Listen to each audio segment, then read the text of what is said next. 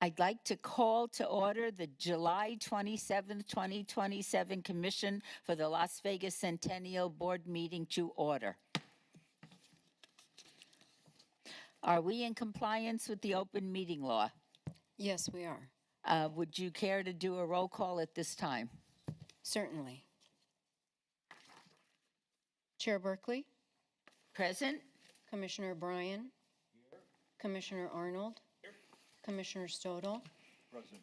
Commissioner Brown, Commissioner Coffin, here. Commissioner Helton, present. Commissioner Sinnott, here. Commissioner Mowbray, Present.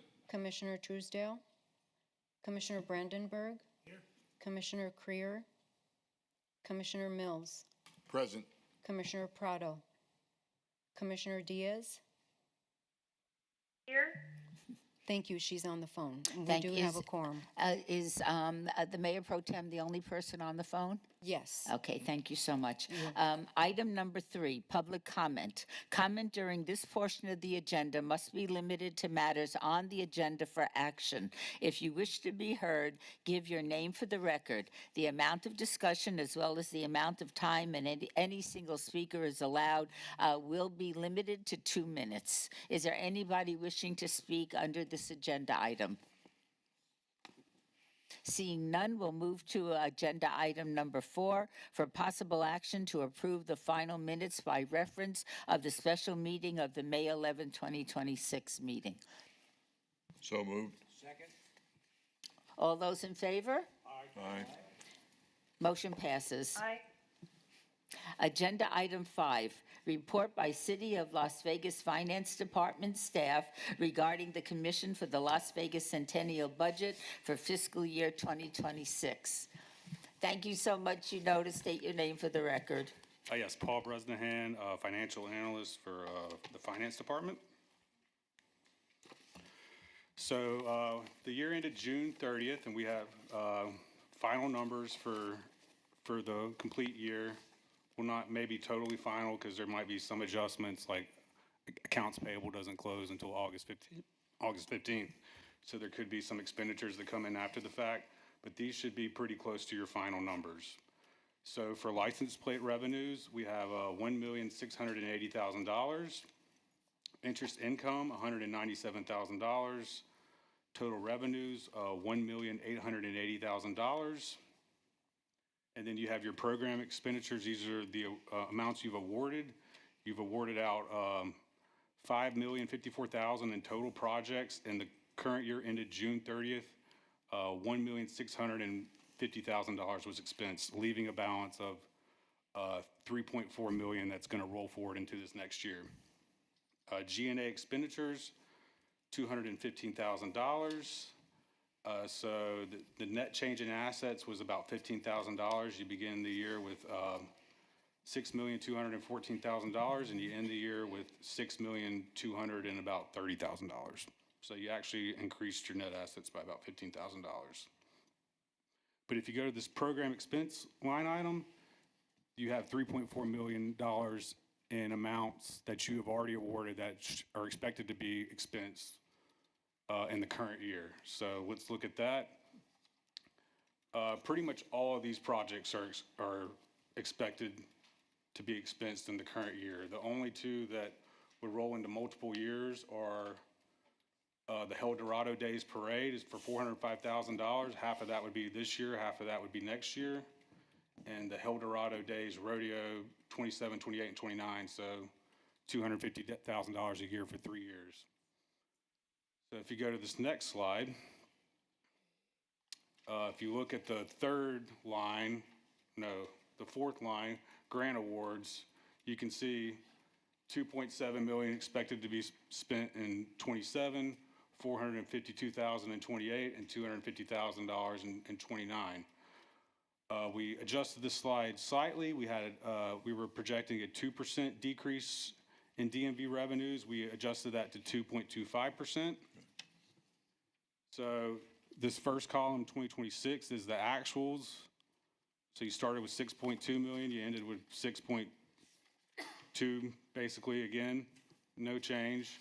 But next year, with all the amounts that we have awarded, we're expected to net assets is expected to go down about $1 million. But then it will, continue to replenish in future years. Paul, can you, still for the record, if the money that we've already granted, that we're responsible for, we said, these funding can occur, and if we receive no additional funds, it seems to me we would have less than $3 million in our bank account. We've already committed. And if our funding were to end today for whatever reason, we've already committed an additional $3 million, if I'm not mistaken. That's true. So $6,230,000, you've committed 3.4, so you would be about 3 million if your funding ended like right this second, but I don't think that's gonna happen. You're still gonna continue to get your checks from the DMV. Yeah, my concern is we get too far ahead of our skis out 3, 4, 5 years and things change. But that I just want to make sure that my math wasn't too far off. Thank you. You're correct, but I got a slide for that too. If you just give me a second. So here is your total revenues since the beginning of time, since 2004. You can see it broken down by license plate revenue, interest income, the miscellaneous income. It's since the beginning of time, $43.5 million. The current year was $1,880,000. The year before that was $2 million. So you can kind of see the flow. Here it is in a bar graph. And then I think this is the slide you would like to see. This is your year-end cash balances by year since the very beginning. So if you kind of look at this one, you never really had more than $4 million in your bank account until FY20, till COVID-19 hit, and then there wasn't anybody like doing anything, and your cash balance shot up to like $6.5 million. And for the last 5 years, it's been slowly decreasing. But if you look at the history of your cash balances since the beginning, you're still way better off than you were in the first 16, 17 years. So, you're dropping below $5 million, but it's really not that dire, or below $6 million. And then here's the graph of the license plates compared to other license plates. So you can kind of see like the Raiders are increasing, Lake Tahoe's doing well, the Friends of Metro's doing well, obviously the VGK, and the Centennial's kind of like remaining flat, above 80,000, but not, increasing too much.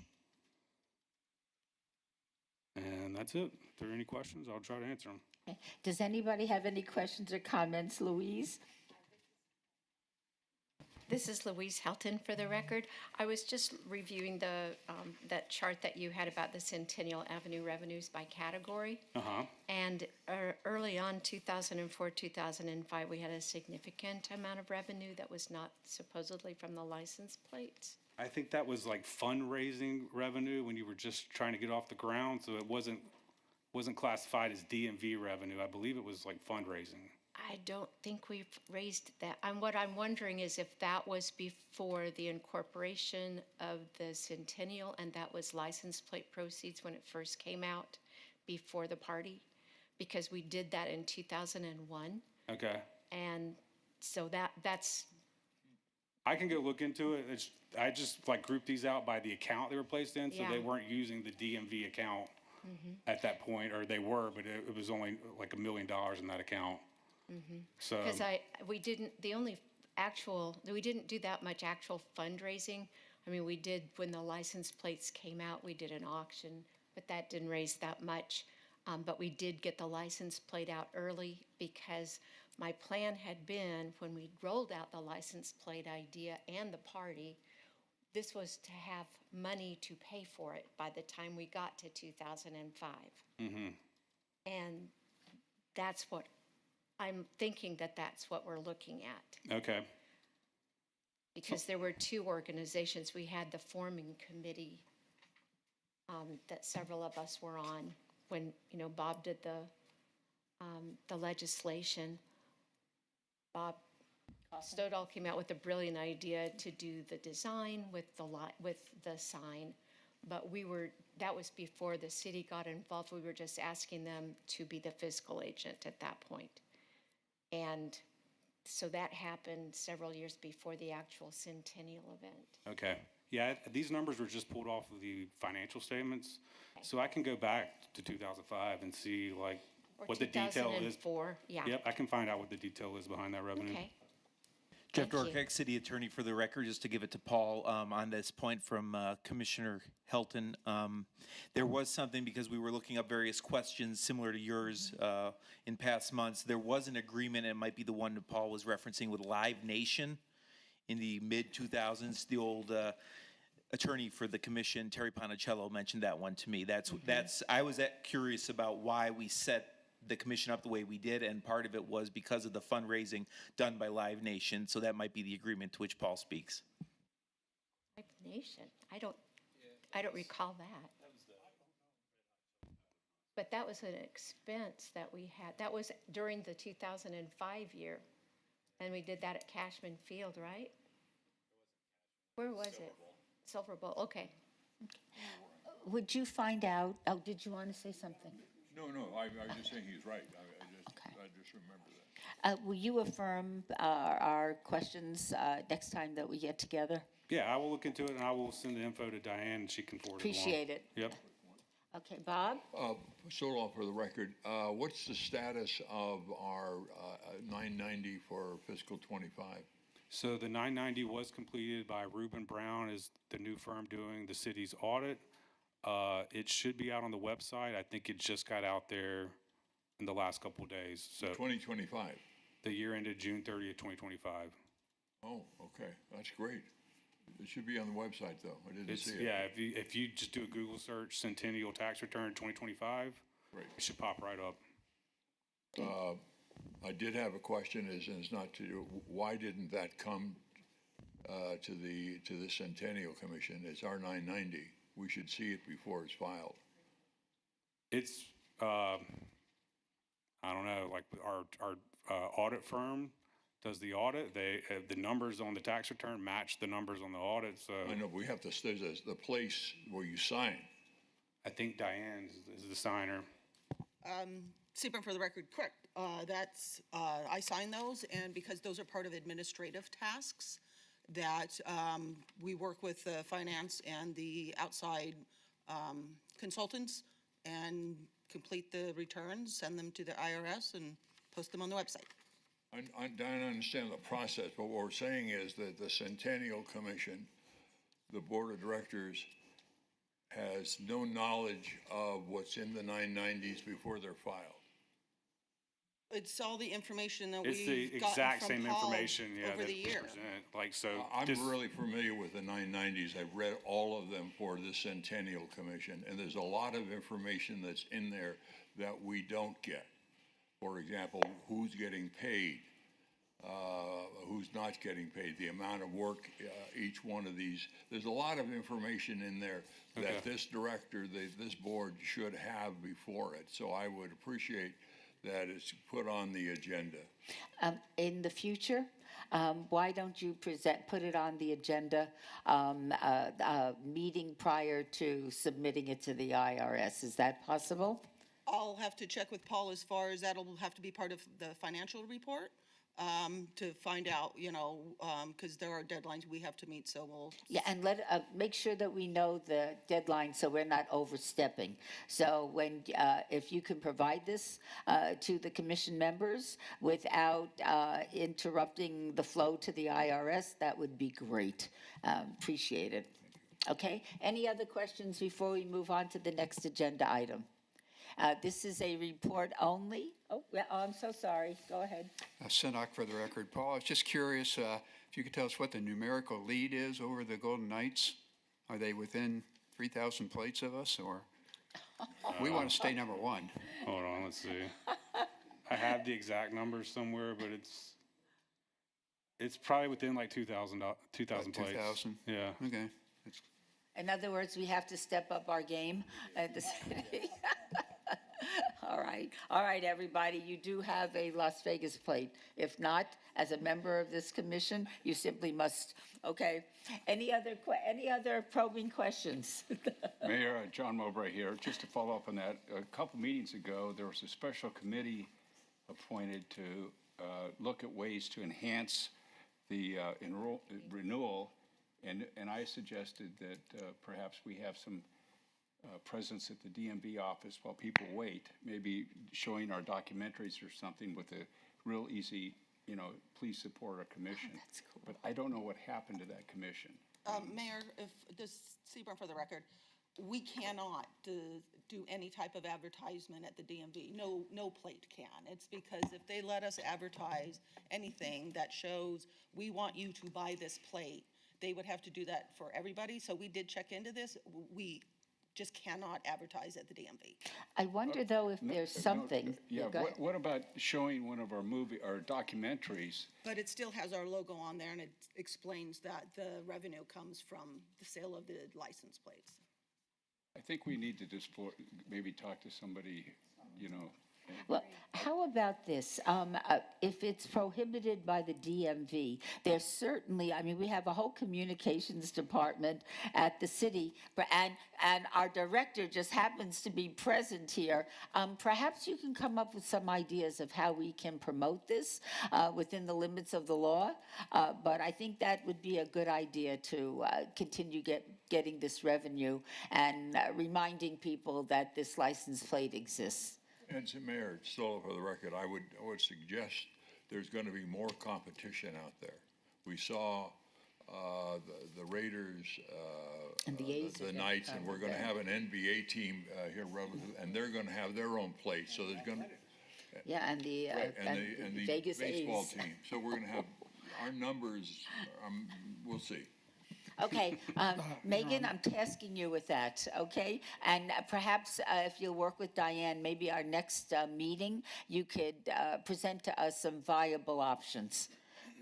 Okay, fantastic. Your Honor, Yes. I'm sorry, on that subject, just that we have in the past asked and received from the state the ability to put in a flyer in the renewal of license plates. And I cannot remember how long ago, but we have, the DMV has put that in the renewal before you came. And so it was just a little flyer or some sort of a little sheet, honestly. I can't remember, but I'm sure staff can find that.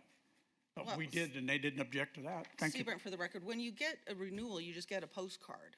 And so DMV, Yeah, that would nowadays. still be DMV advertising for a specific plate, which they cannot do. Well, that's a good point, and I don't know if they switched from to those. Yeah, Anyway, perhaps. Thank you. Thank Megan's going to look into all advertising options that the city would have at its disposal and come back and report to us. All right, thank you so much for your presentation. Thank you, This Mayor. is a report only, so I do not believe it needs a vote. Agenda item number 6. Report by Megan Delaney, Director of the Office of Communications, regarding her new role as Director. Welcome. Thank you, Mayor. Thank you, Commissioners. It seems I do already have my first task from you all. So thank you for having me today. I joined the city as the Director of Communications, replacing David Riggleman in March. So I'm sure many of you were familiar with him, longtime Communications Director. So I have a little bit about me for you all today and a little bit about our team, and I think the conversation you all just had will go very well with what I'm going to share with you today. The question of oh wow, you guys are great at tech here. So a little bit about myself. I am not born and raised in Nevada, but I have definitely made Nevada my home in the last decade. Like Mr. Stodahl, I am a former reporter, so I moved here in 2016 to cover the Clark County School District for the Las Vegas Review-Journal. I was there for a few years, and then I left journalism to start working in communications. I think I have met many of the folks on this commission, probably with my work under former Governor Steve Sisolak. I was his communications director during COVID and the end of his term and his time as governor. As is usual with a position at that level, when he lost his job, I lost my job. And so most recently, I was working at NV Energy before coming over to the city. My undergrad degree is from Syracuse University in upstate New York. I'm very happy to be in a place where we do not have that type of snow anymore. I, during COVID, made a decision to get a master's degree the same time while I was working for a governor, which is not something I would recommend for folks. But I have a master's in public administration from UNLV. And in 2024, I earned an accreditation in public relations from the Public Relations Society of America. The Office of Communications fluctuates between 22 and 25 employees at the city, full-time employees. We do a little bit of everything. As you can see here, I am only in one of those pictures on the slides, so we do have a camera person in the room with us today. They're trying to get more photos of me now as the new communications director. So we will all politely ignore Rachel while she does her job. We are a full-service agency on behalf of the city. We do media relations, public relations. We do Spanish language, marketing, advertising. So again, the conversation about those plates fits very well in with what we do at the city. Social media team, digital engagement, emergency communications, crisis communications. One of my favorite things to tell folks who don't know what I do is that I also run Channel 2 as part of the communications. In addition to that, I have the print shop and the mail room fall under my purview as well in the Office of Communications. So this is my plug. I'm not allowed to do presentations without plugging the city's social media. So if you are on any of those social media platforms, please follow us. We have really great engaging content that we put out there, and we thank you for the content that you all provide for us that we can share on social as well, particularly those decades documentaries. Those always get great engagement on social. And I was really fast. That's the end of my presentation for you. I just wanted to take a few minutes of your time. I know you do have a full agenda. I was able to meet with Mr. Stodahl earlier. Obviously, I speak with the mayor very frequently, and I know Mayor Pro Tem Diaz is joining us from the phone as well.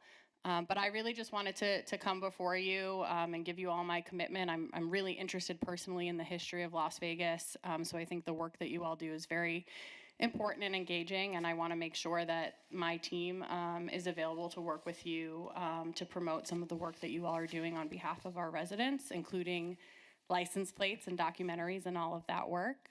And so at this time, I'll stop talking and I'll take any questions you may have for me. Does anybody have any questions or comments? Yeah, got it. Welcome on board. We all got to know David Riggleman over the years, and he did a great job for us. I know you're going to do the same. I guess my question would be, you're the new sheriff in town. You've taken a look at what we've done in the past, and there may be some things that you think we ought to do in the future differently. Can you give us just a Cliff Note version of what you think you might want to change or amplify? And I know we don't have a lot of time, but maybe there's a couple, three things that you can call to our attention so we can follow them. Sure, certainly. Thank you for the question. Again, it's Megan Delaney for the record. So again, I've been here since March. I wanted to spend a lot of time getting to know the city, getting to know the departments, and learning sort of what we already do, right? It was a very high-functioning department under David. It's very nice to come in and not feel like we're in crisis with the team. But one of the things I was able to do immediately upon joining was take 2 part-time positions on my team and 2 full-time positions, and they are specifically on the social media team. We've really seen social media is here to stay, and so having folks on staff who are basically full-time content creators are really helping our council members, our mayor, and our departments help tell their story in that social media medium. And so while that's something that we're very jazzed about, that social media team has really been building and growing under David over the last few years, I'm also cognizant that not everyone is actually on social media, so we still need to challenge ourselves to look at different ways to reach different populations who need city services. I'm afraid I'm the only one in the room that's not on social media, so I appreciate you taking care of us older folks. We will Thank you. always take care of you. I joke that I make the plug that you have to follow the city on all those platforms. I'm not actually on all of them either. I have too many social medias. I can't add one more. So that's sort of one of the things that I've identified right away. When I came in as well, the city just finalized and the city council adopted a new strategic plan. It's a new 5-year strategic plan. So I've asked my team to really look at where we are spending our marketing dollars in the Office of Communications to make sure that those align with the city's 4 areas focus in 4 priority areas, which of course, housing and homelessness, economic development, public safety. Oh man, I knew I was going to forget. And healthcare. I knew I always was. Don't tell Councilman Knudsen I forgot healthcare. So making sure that our marketing dollars in the Office of Communications align with those priorities that have been adopted by the team. And so now that we have that 5-year strategic plan to drive us, we'll be focusing our efforts and realigning our resources behind those. I hope that answered your question. Thank you very much. It's a two-way street. We need you, and we want to do what we can to be helpful to you. So please feel free to call upon any one of us who might have some enlightened view to share with you. Thank you so much, Megan. Thank you. Mr. Stoddall. Quick question is, one of the things that the Centennial Commission has been involved with for the last year is the historic timeline in the city of Las Vegas. And as we were doing the documentaries, those documentaries would be added to the, let's say 1920, the census, there would be the button you could go to YouTube. Now when I go on there, they're separate, and then not only that is this thing comes up which says error 153. Can you help me with that? Yes, and thank you for flagging that for our team this morning.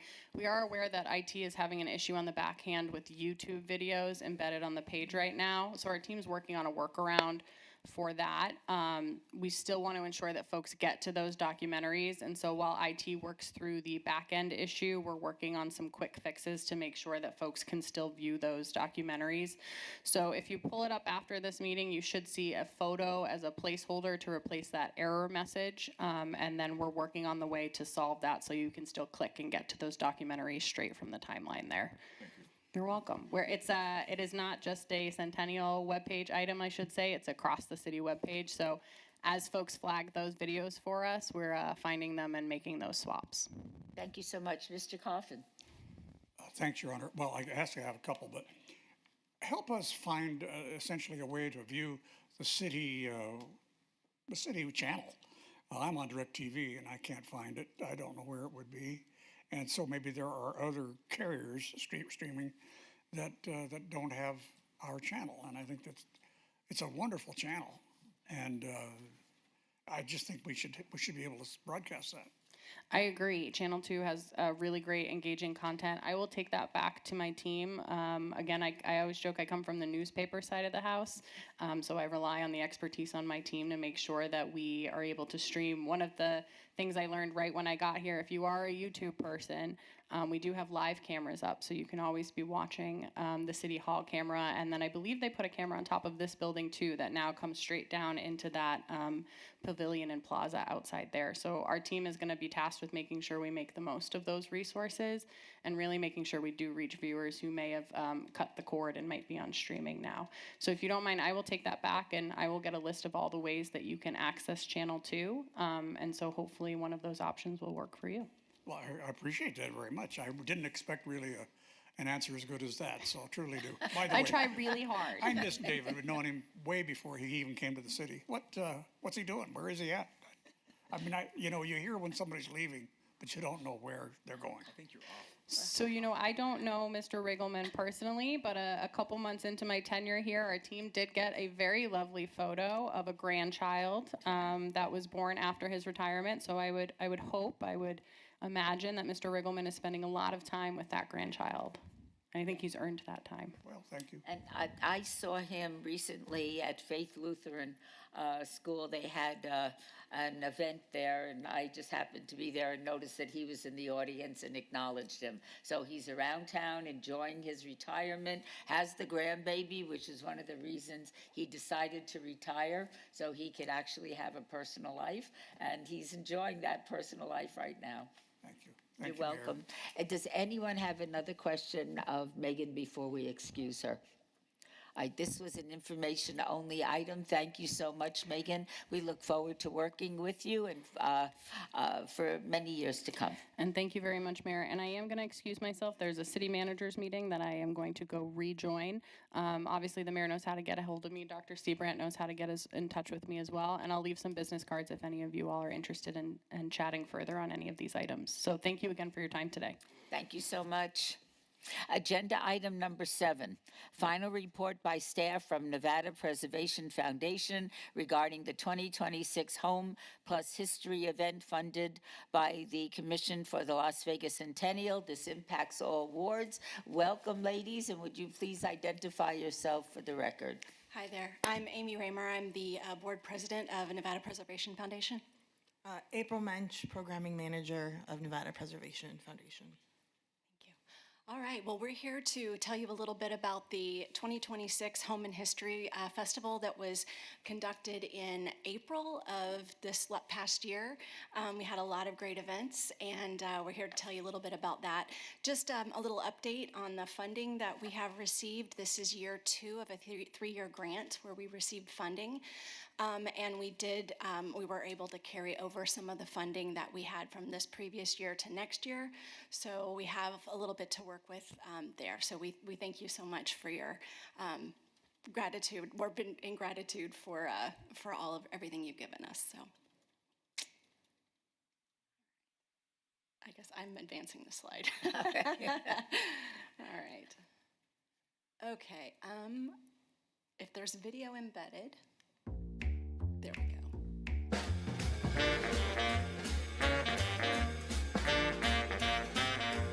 Home and history has been one of the best things for historic preservation in Las Vegas in my time here, which is 25 years, because it kind of pulls people in with the idea that you're going to get a behind-the-scenes look at some cool historic properties, but gives people an opportunity to be educated beyond just looking at neat old architecture. Historic preservation has a great infrastructure in our city and in our state, but the community is essential. And if the community is not involved and the community is not engaged, the community's not interested, it's a system that can't work top-down only. It needs to be a grassroots movement, and events like the rest of this weekend are essential. There has been historic preservation efforts in the past, and they've done wonderful work, but Nevada Preservation Foundation has been sort of a leader in making fun and making it appealing to a wider group of people. Yes, people are coming to this because it's a party and there's food and drinks, but every event that Nevada Preservation Foundation holds has like an educational element to it. But not everybody is going to go to a city council meeting or a county commission meeting to learn about historic preservation or go to a lecture at UNLV. So having these kind of events exposes a broader range of people, I think, to become interested in the work of historic preservation. You know, the whole trope is we don't preserve anything here, we blow it up. And I think, you know, what we all recognize is we're a young city still. Like, even with our neighbors, Los Angeles, Phoenix has so much more history and preservation, but they're older cities than us, you know? We're just from 1905. And even, like I was sharing on my tour this morning, in 1968, there was not even 500,000 people here. So we're really kind of, I think, in the prime of our preservation journey. For us, historic preservation, because of our fast growth, if you don't stop and take a look back, you don't know who you are. And if you stop and take a look back and you don't see anything, you really are kind of lost. During this time, we'll discover the history of weddings in Las Vegas, how Vegas became the wedding capital of the world, and see great examples of adaptive reuse. You know, no other city has a history quite like Vegas. So saving our historic architecture is really important to telling the story of what Las Vegas is, who it is, why it's here, and who are the important people that have made this city. So it's really important to continue to have physical representations of Las Vegas and how it was built. From working with Nevada Preservation Foundation, I have really discovered so much of the history of Las Vegas. I think historic preservation is really important to Las Vegas because it helps drive tourism, it preserves our cultural identity. So many times we've seen the destruction of some of are beautiful gems, and so it's really nice to be part of a group that's preserving our history. I love that. Especially to learn in the spaces that contributed to this history. So being able to tour a house like the Morelli House is incredibly important to see what a 1959 house would look like, and what took place in those spaces is really important to be able to see firsthand and to interact with. I am a history buff. I love history, and I especially love Nevada history. So being able to have front row tickets is just a thrill. And it's been my greatest joy that I keep bringing people with me and getting more and more people involved, and they're loving it as well. When we bought this house, and we would kind of, if we said, oh yeah, we moved into this house over here, and because the house has been here for so long, it's happened many times that people say, I've been in there. You have the chandeliers, you have the rock, and so some of these people are people who, like, now they might be 60 years old, and they grew up in the neighborhood, and they were in this house, as visitors long before we were. I think it's valuable when people realize you don't have to live in a new home here. Like people, oh, you bought a used home. Like there's like some of these cultural shifts. So I think there's like little lessons in like community living. Hopefully they take away and think about, hey, it's possible to live downtown and enjoy it. I heart the Centennial Commission. Thank you so much for what you're doing. It's really, I don't have grandchildren. I have daughters who are in their 20s. They get to hear the same stories that my grandpa used to tell me back when I was at his knees. So thank you, Centennial Commission, for preserving these stories and spreading them on for future generations. It's so important that we know our history.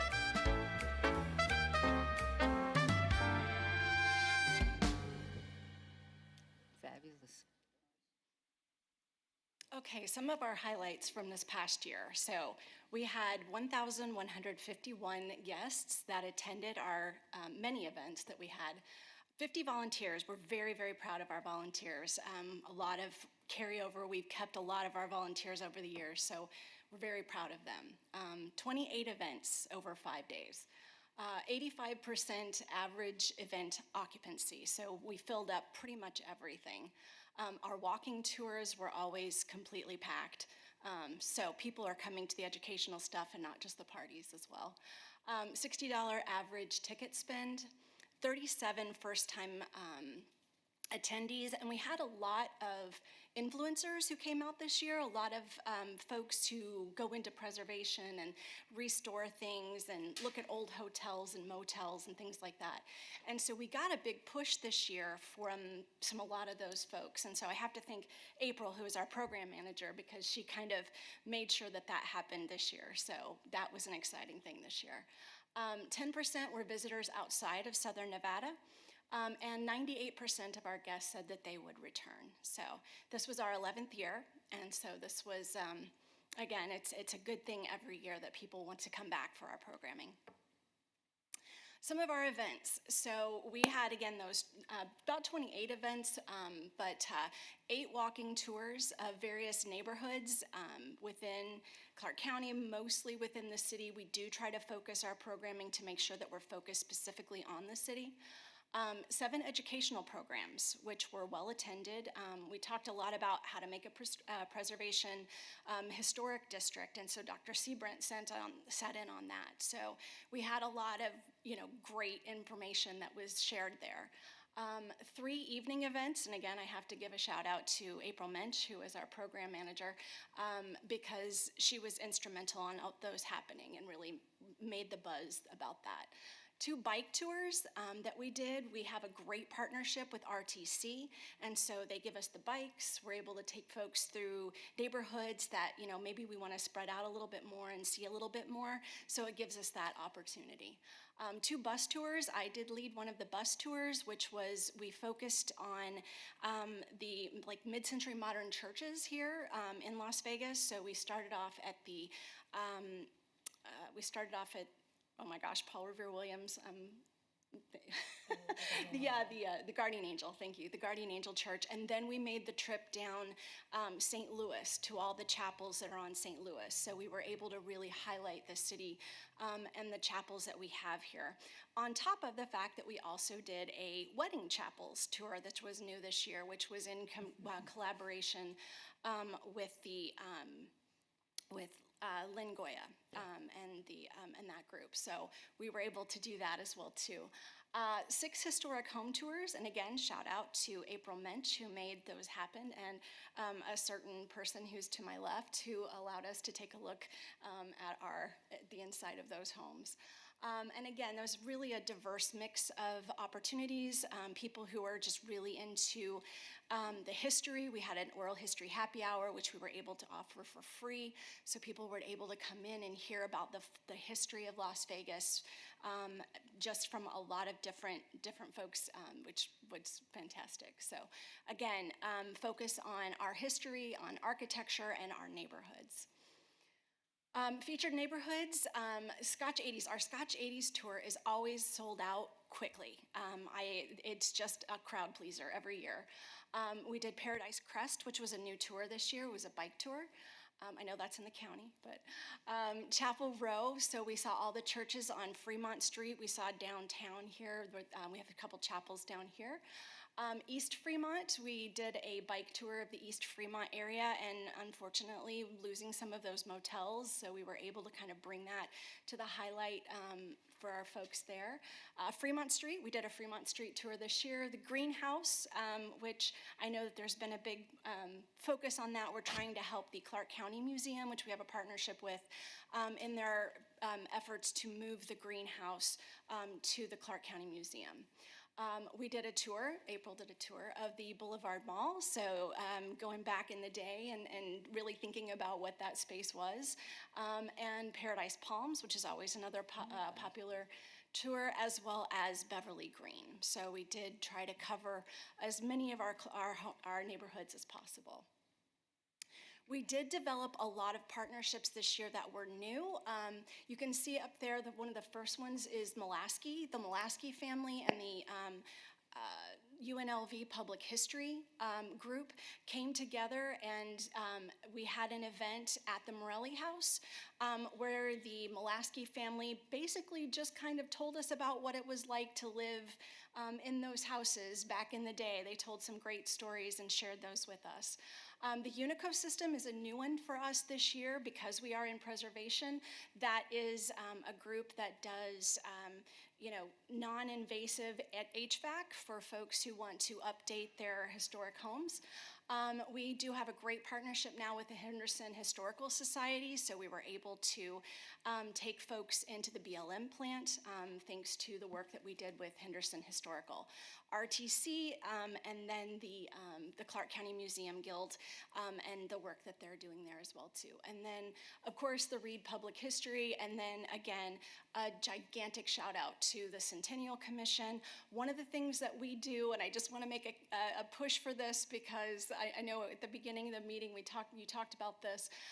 We do a push every time we come through. We have flyers about getting one of the license plates. So we really encourage the folks who attend our events to make sure that they that they get one of those license plates, because that's what helps fund what we do.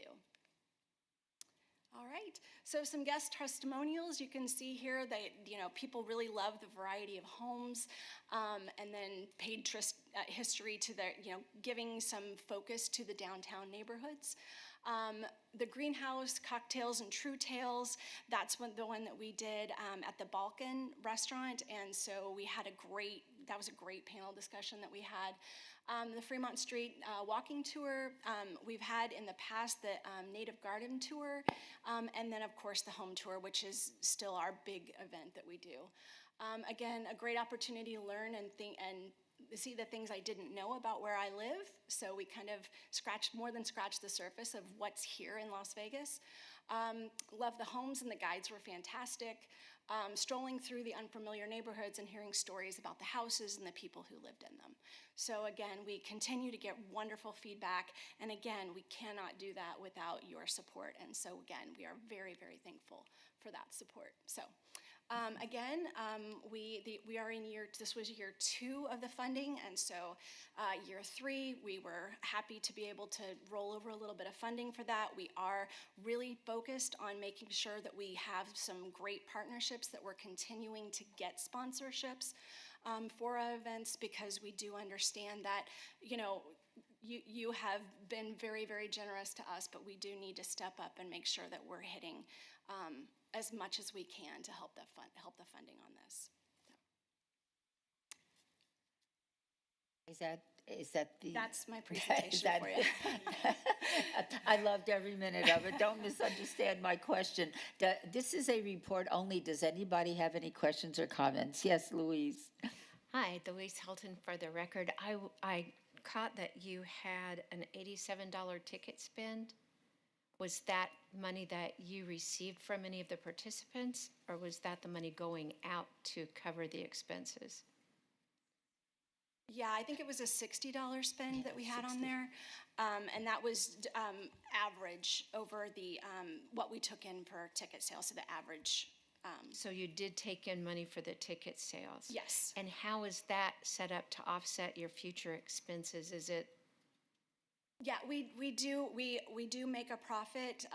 It's not much, I'll be honest. It's not, you know, in terms of what we're able to provide. I will say there's a better ROI on our walking tours. But yes, we do see a little bit of profit from what we get from the What was the $87 spend then that? 87%. Oh, okay, let me see. Of returning. I'm sorry. Because there were 1,151 guests over 28 events, averaging ticket spend of $87. I thought it was $60. Okay, yeah, Yeah, 60. Yeah, $60 average ticket spend, and then the 85% is the event occupancy. Yeah, there was 87 somewhere. That's all right. So anyway, at 87, that came up to $100,137. So is that close then to your expenses, or is that? It does help with that. It does help with the ongoing management. We do have a couple of positions that we're able to fund to lead up to the event.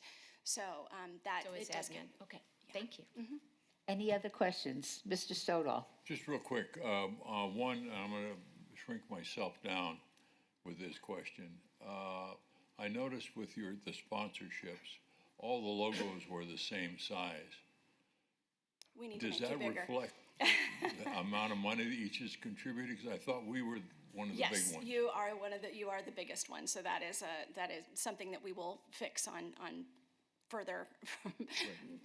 And future things, yeah. Yes. The other question is the video that you played. I thought that was fantastic. Really a nice job.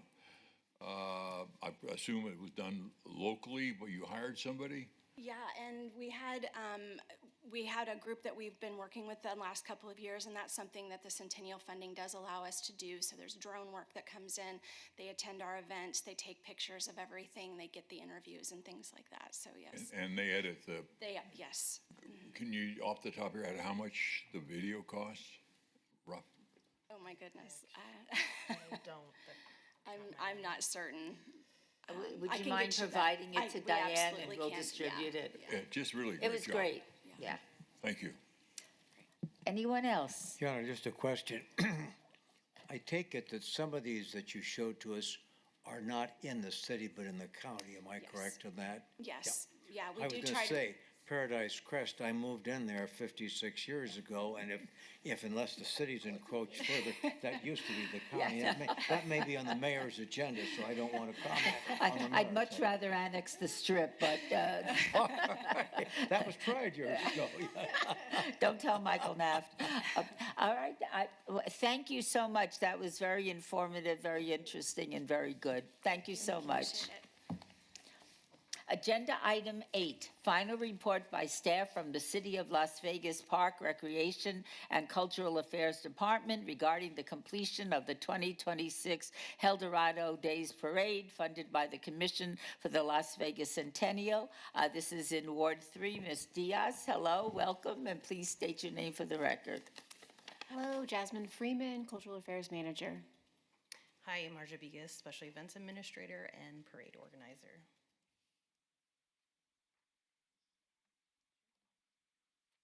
So our parade was held on May 9th this year on the downtown parade route, which is our traditional parade route.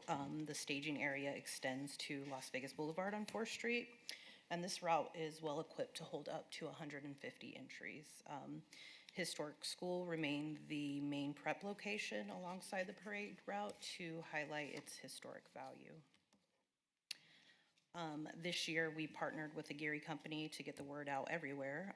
They pushed out TV and radio spots in both English and Spanish, which boosted our presence on social media and filled the city with billboards. The campaign really helped us reach people across every platform, and on our end, communications recorded the parade and posted it on the city's YouTube channel, so the community could enjoy it any time of the year. Here is an example of one of our media banners, which was used on the radio websites, TV news stations, and along with billboard images. And then, Jeff, if you want to play this clip.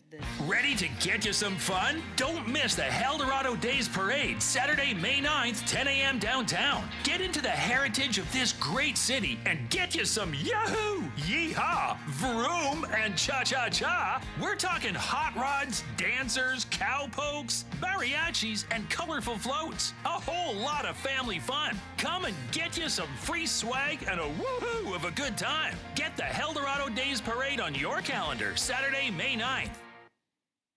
So those are just one example of the different media images and radio spots that we used. And as you can see, this year marks the highest number of parade entries since reviving Eldorado in 2005. Our entries just over the last 2 years grew by nearly 30, and we're holding steady at 5,000 in our attendee numbers.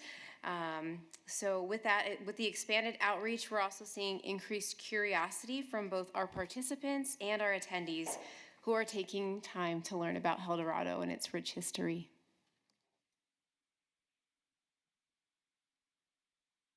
So one of the most rewarding aspects is the contributions that we're able to give to the school clubs because of the Centennial Commission.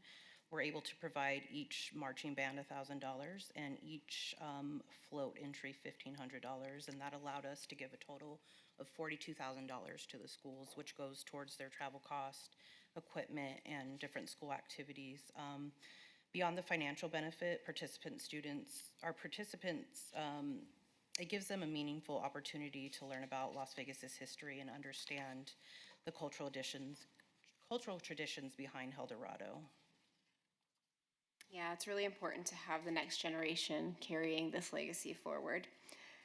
So additionally, we have public safety. It's a big component of the parade, and to ensure the safety of all of our participants and our spectators, we partner with the Las Vegas Metropolitan Police Department, and they provide a comprehensive public safety presence during the parade.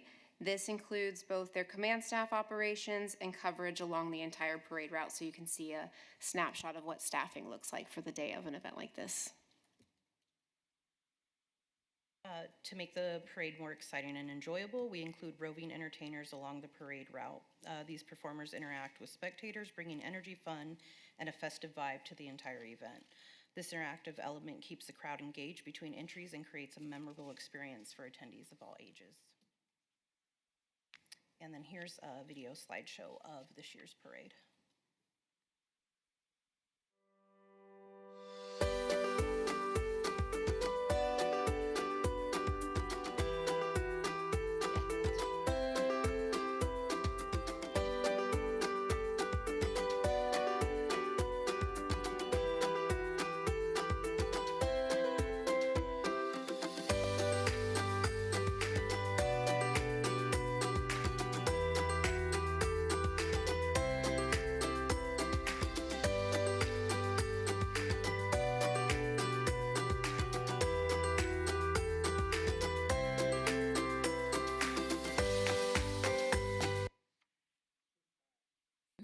Well, with 142 entries, we had a lot of photos to slip in there. Yes, slow them down next time. That concludes our report, and thank you guys for funding this year's parade. Thank you so much. Are there any questions or comments from members of the commission? Yeah, just a quick question. I love the video. My question is, as Las Vegas, I'm using that in the Metropolitan Center, there are tens of thousands, maybe even hundreds of thousands of people who have never been downtown, have no idea That's not to fault you certainly, or them. Is there any effort to bring those folks downtown for this event? The history is there, and I'm sure a lot of people might be interested to learn more about the history, but it just shocks me. Running into people every day. No, I've never been downtown. Yeah, okay, all right. Your thoughts on that? Thank you. Thank you. Jasmine Freeman for the record. And yes, we do partner with the Geary Company to work on our marketing efforts every year. So you'll see 41 billboards around the valley in all of the, the key areas that we're driving past every day. So not just in the city of Las Vegas, but you'll see them all along the 15, the 215, throughout town. We also have the radio advertising that's going across the valley. Television, we're doing a lot with the interviews for the different programs, news programs. So we are making that effort. I think it's a multi-prong approach in making sure that everybody feels safe coming downtown and everybody sees things that they can do with their family when they come downtown. So working with our downtown businesses as well to embrace all of that and encourage just encourage our community to come down here and enjoy the family-friendly event as well as what we have to offer in this area. Thank you. Yes, Louise. This is Louise Helton for the record. I am curious about, to me it's the parade is wonderful to try to get 5,000 people to come. How many of those people were in the parade and how many were just spectators? I would say it was probably about half and half. Okay. So the second question that I had was, if we go to the trouble to get 5,000 people to come downtown and they see a parade and then they go home, it's like, wouldn't there be, it just seems like a stroke of genius marketing to have that be the lead up to something that's happening, like one of the fabulous festivals, a concert, a food, whatever, so that when people are here, they have a reason to stay and enjoy it. I think that's why we combined the rodeo with the El Dorado parade. But they don't usually stay for the rodeo. Well, because it didn't exist at that time. They were two separate dates. That's true. I'm hoping that helps, but I share your concern. Like if there was some kind of a medium thing, that would be just a family-friendly thing. I also want to echo, and I'm at the parade every year. I'm not quite sure what we could do, but there aren't enough people watching that parade. It could be a lot of fun. It's a little warm in May, as I recall, but certainly there's some, and I've done a million videos and television interviews and radio interviews encouraging people to come to downtown Las Vegas to enjoy the El Dorado parade. But I also am scratching my head trying to figure out how we can get more people to come down and enjoy all of the amenities downtown.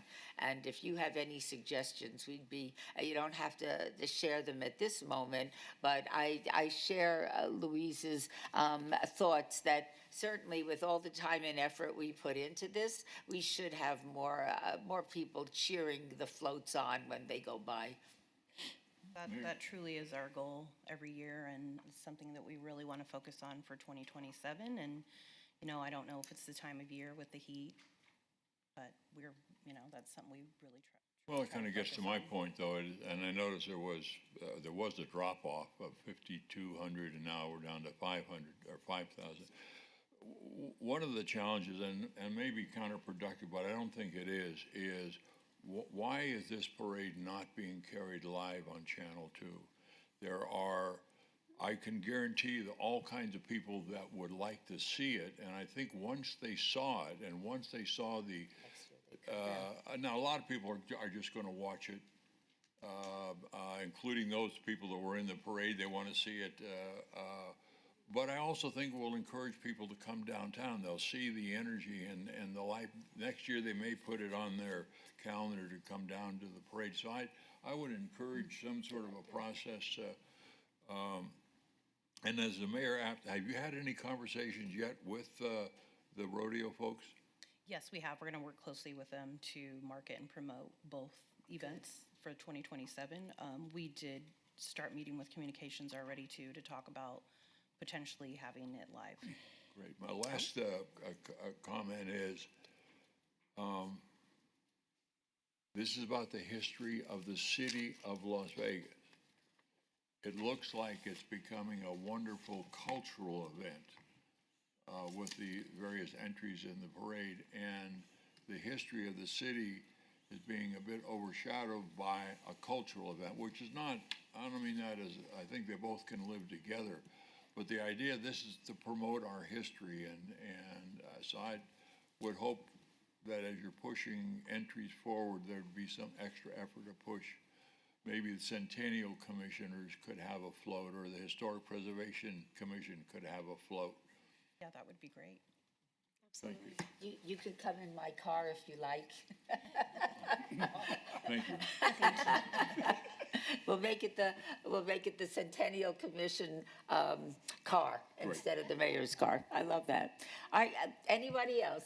Yes, Your Honor. Oh, yes. If I could.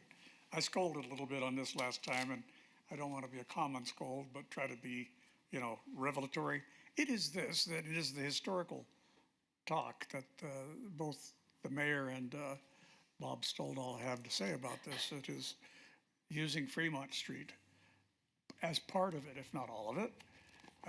That's really part of the history, and it would be a great attraction for the parade to return to Fremont. I understand there's definitely some barriers, permanent barriers to using all of Fremont Street. But I think that to have it on Fremont and perhaps be in conjunction with the rodeo, the kind of things that I'm thinking about include a few blocks of Fremont Street where it's possible. And that kind of thing is something to bring life into it and remind people where it was and how it is now. I mean, there is a good transition you can make from old El Dorado to new downtown with rodeo. So I just say that I continue to hope that somebody thinks that way. I think it can be done. Other than you, other people think that way? Well, you know what? Little things start this way. Wars are started by one person. That's true. Anybody else? In that case, ladies, thank you so much. We enjoyed it very much. Thank you. Thank you. Agenda item number 9. Final report by the Community Development Department regarding the completion of the documentary film premiere, The City of Las Vegas, the 1980s, funded by the Commission for the Las Vegas Centennial. Welcome, and state your name for the record. That's Diane Seabrant for the record. This is just a quick update. For, of course, our 1980s film premiere, we had it over at the Beverly. Everybody loves that theater. It's a great venue. Mayor Berkeley did give opening remarks. We had a really nice reception. I wish more of you had been there. So hopefully you can make it to the 1990s, which will be next year. And we had really good feedback. Everybody loved the movie. We did send out 121 RSVPs, and of that, 85 did attend. Of course, our biggest impact is on the YouTube channel when people watch it at home or at their leisure. And right now, I just looked at it this morning, and it's the views on this one is over 140,000. So wow. Yeah, they still continue to generate quite a bit of interest, and we hope that it keeps going that way. So happy to answer questions if there are any. Anybody have any questions? Diane, you and I have spoken about this. I'd like to make the premiere a bigger deal. So when we get a little closer, if you care to work with me and my office, we could maybe have a larger invitation list, because I thought having the premiere at the Beverly with the opening cocktail reception, I thought it was terrific. And I was just sorry that there was even one single empty seat, because it's worth going to and worth enjoying. Thank you, Mayor. Yes, that is on my list. It's an ever-increasing list, but thank you so very much. I appreciate it. No more questions? In that case, we will move to agenda item number 10. Discussion for possible action regarding funding in the amount of $95,856.45 to the City of Las Vegas, acting by and through its Department of Public Works for the purchase and installation of rooftop safety guards on the historic Fifth Street School located at 401 South 4th Street. This is in Ward 3, Ms. Diaz, who is with us through the phone. Welcome. And you may proceed.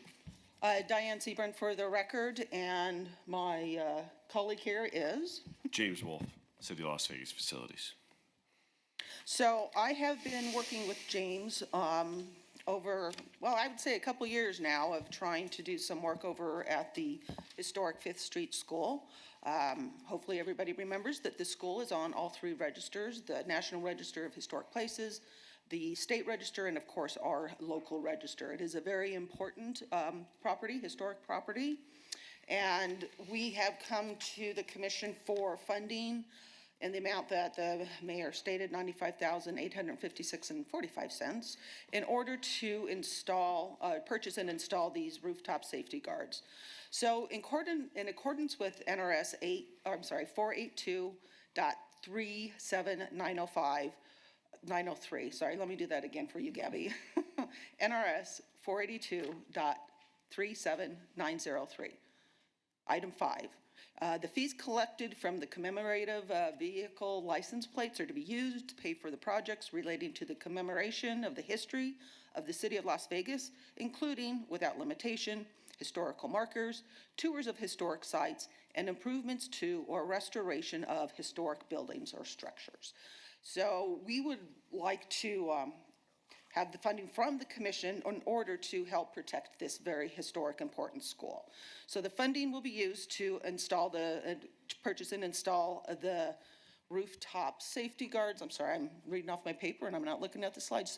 So this is the existing building. This was obviously taken in the winter, so it's not very green, but this is the school where we have, what you're looking at here is on 4th Street, and that is the old gymnasium, and then different views of the school.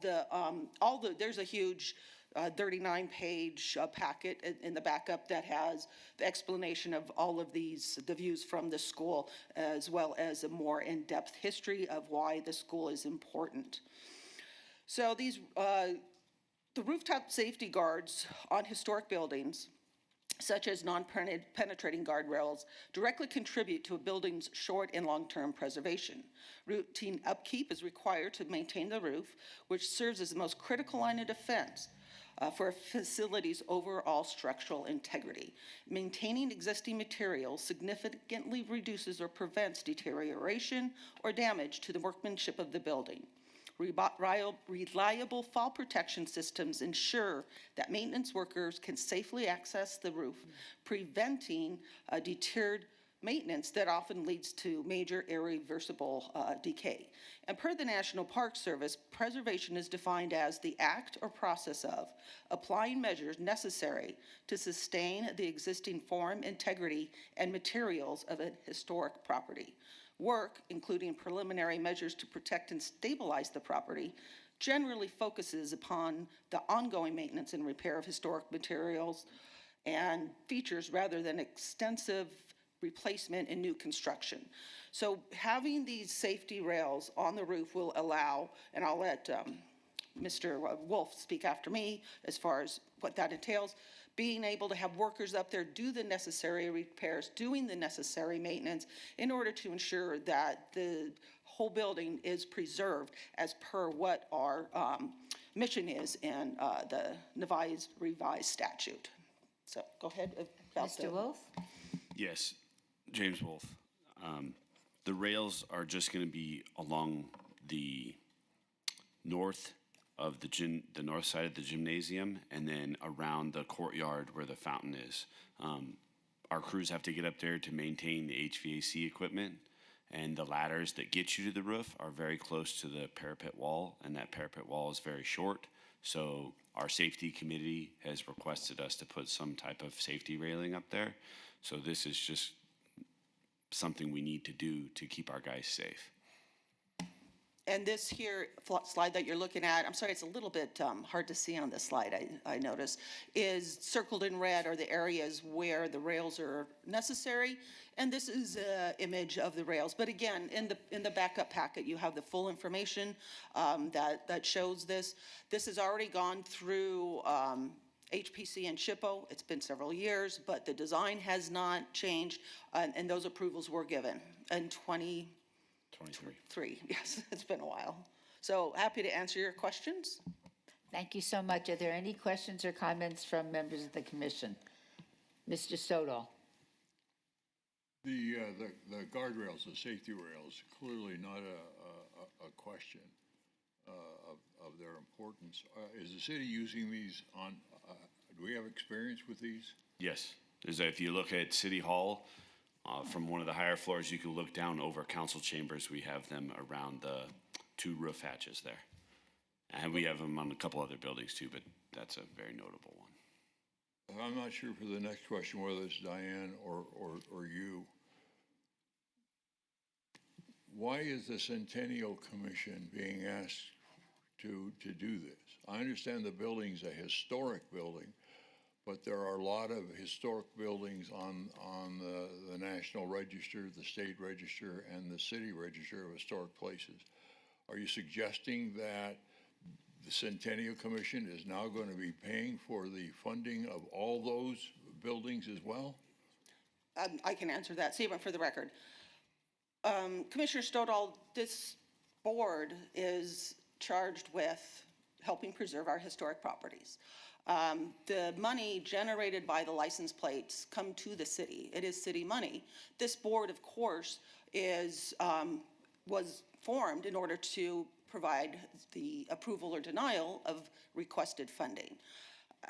We would never ask for maintenance such as painting or fixing something in the interior, but being able to use this money for what it was intended for, preserving these historic buildings, would be a very important addition to the list of programs and projects that we have done to show what we as a city are tasked with.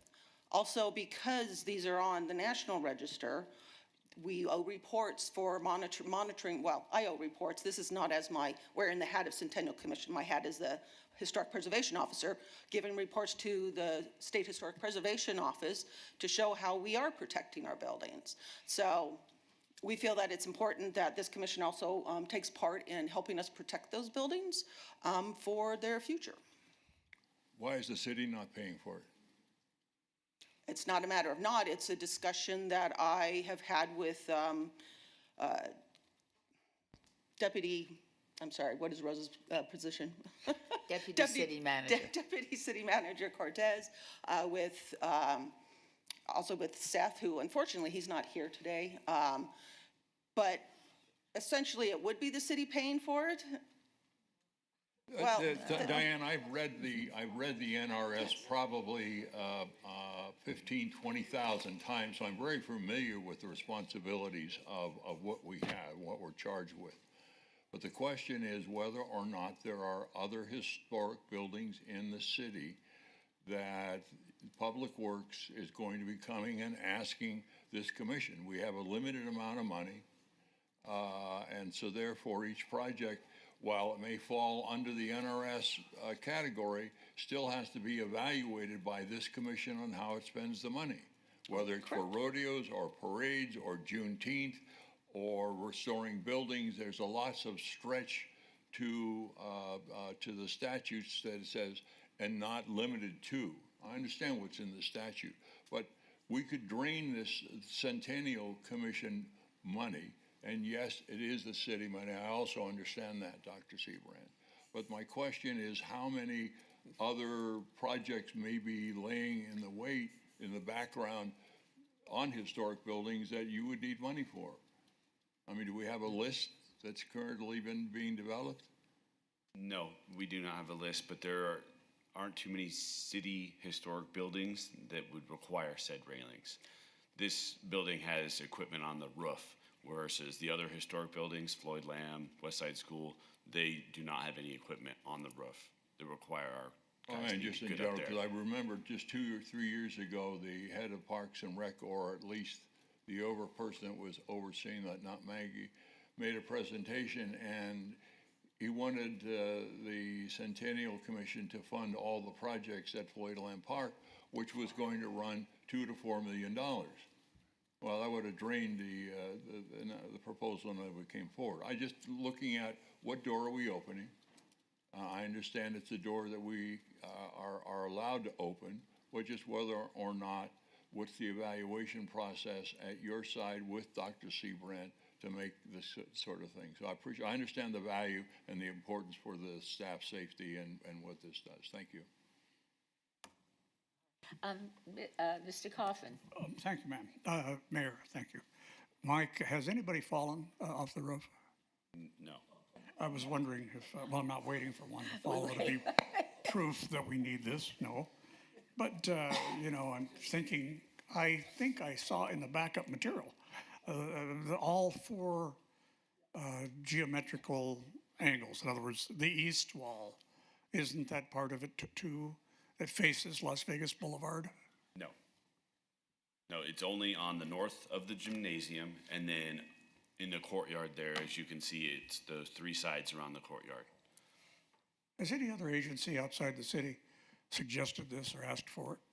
It's now an OSHA requirement. We have to provide fall protection around all roof hatches, and we've already done this at most city facilities, and we're in the process of doing it at all of the other buildings, but this one has not gotten done yet. I believe I have seen either Secret Service or the Federal Protection Service on the roof of the building before, when VIPs may come to town.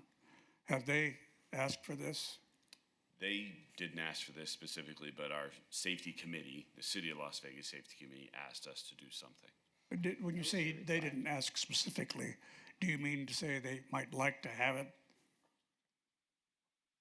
Yes, they would like to have it, but it's also an OSHA requirement now. Okay, but the first part of your answer is what I'm driving at. I can see that because I've seen snipers on the building to protect everybody that's around there and should be there. And so I can see having hatches there. I can see having places, spots where a defender can be anchored there, so to speak, in safety, and at the same time protect the crowds. And I kind of thought that might be what it was for, because, and I echo Mr. Stoldahl's concern in that, you know, it may not seem like a lot of money, and it isn't to the city, except this is a tough time for the city. It has got a lot of money it owes. So, you know, I can't figure out why we would want to do it here and then not a bunch of other places.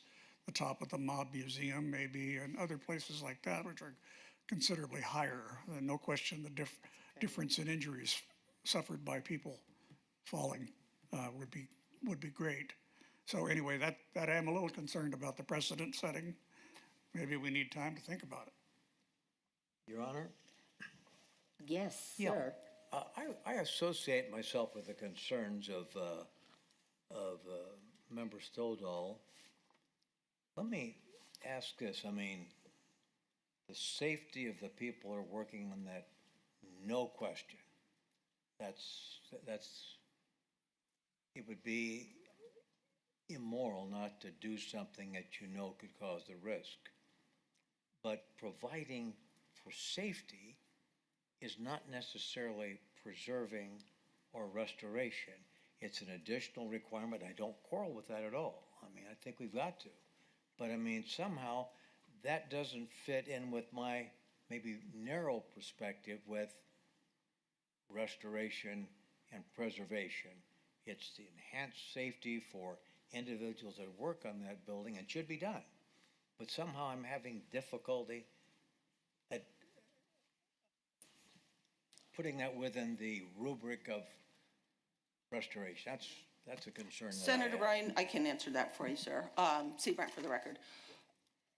The safety rails are there so that the people working on the roof obviously won't fall off, but they need to work on the roof to preserve the integrity of the building. So we don't want a historic building that we have to say, oh my gosh, you know, the roof's fallen in. Now we have to do do something about that, we're getting ahead of it so that when we have people up there that need to do the regular maintenance that helps this historic building, that we're getting ahead of anything that could cause deterioration down the line. So that is the connection between preserving historic buildings and providing these railings. Did that answer your question? And I'll have a comment in a minute, but go ahead.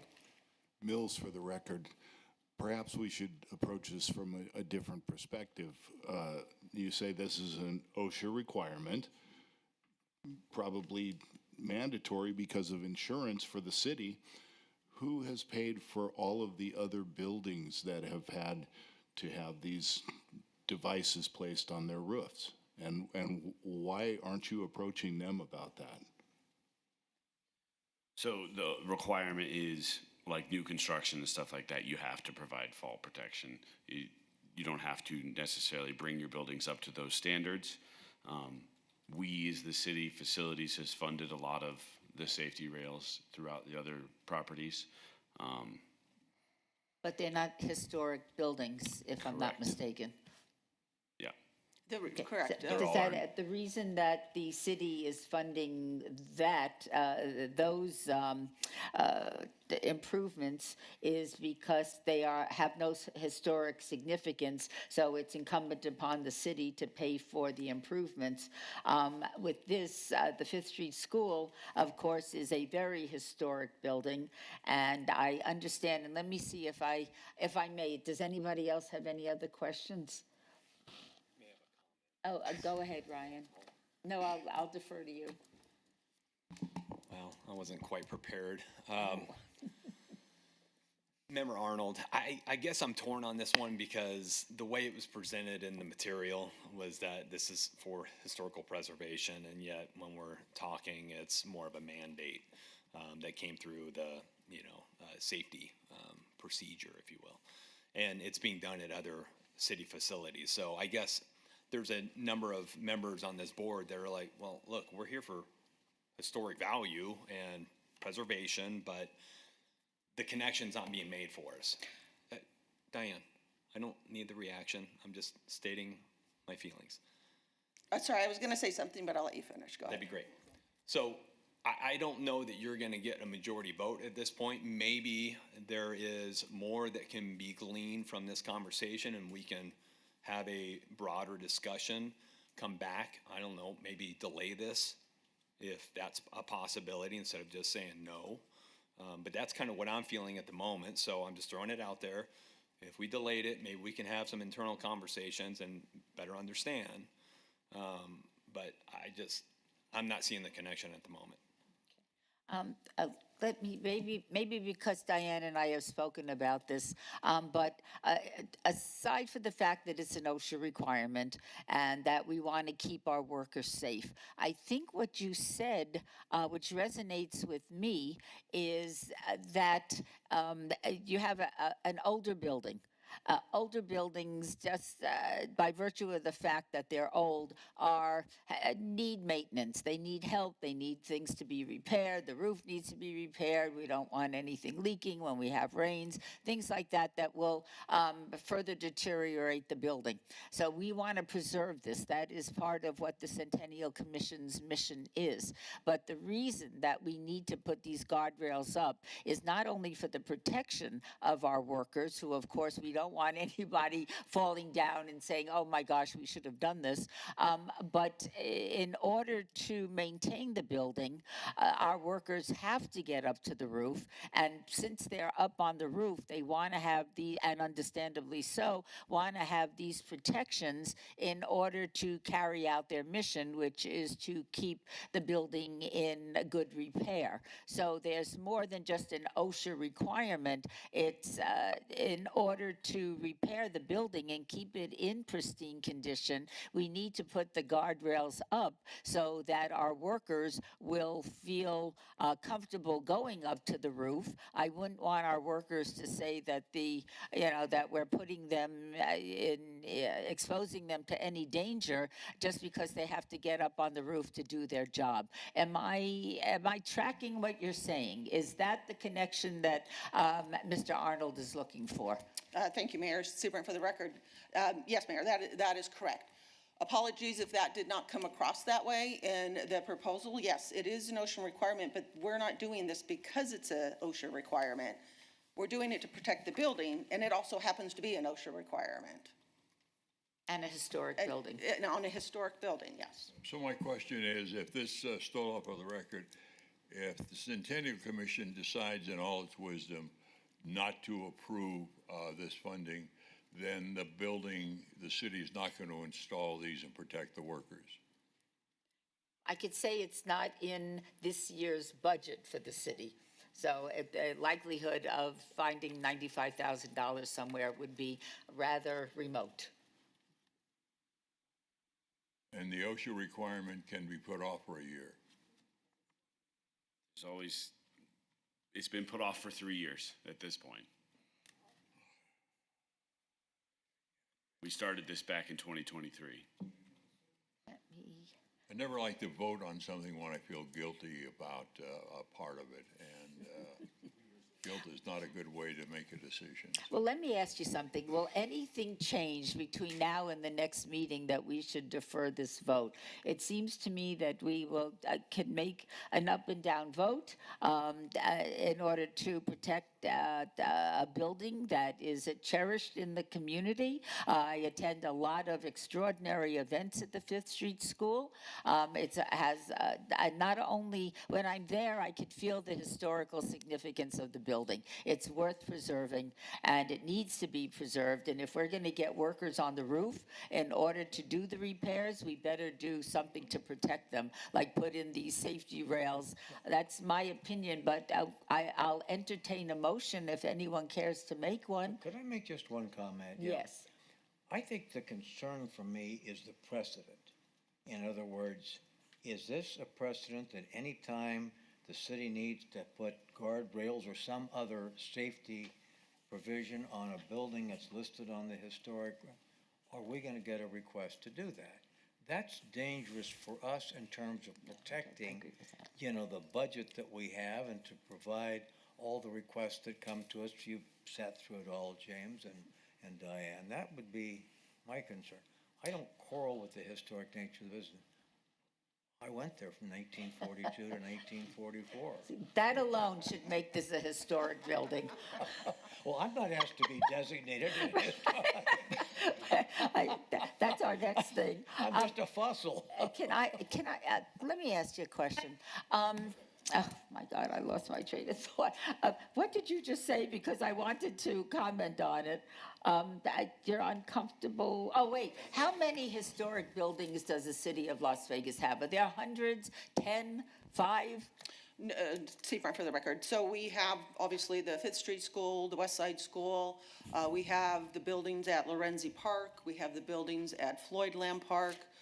Those are the Mob Museum.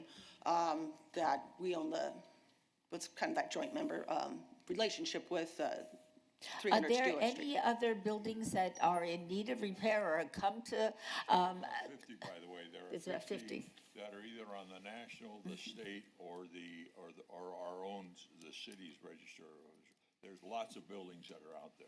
Is there a way of protecting the Centennial Commission so that so much of the money that is raised by the sale of license plates is not only ending up going to repairing buildings so we could use it for the other things that we enjoy funding?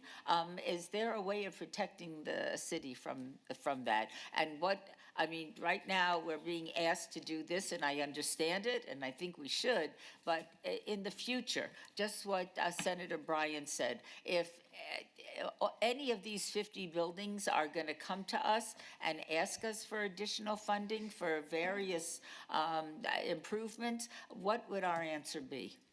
Seabrand, for the record, so this would go back to our discussions and Commissioner Helton's request, and we're still working on it for this strategic, strategic plan.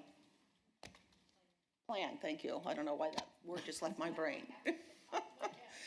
So, and I did present this to, God, I think it's been quite a while, I can't even remember, a couple years ago, of the amount that, and you can see it with our grants, of the amount of money this commission spends on events, like the parades or Home in History, what the commission spends on documentaries. Yes.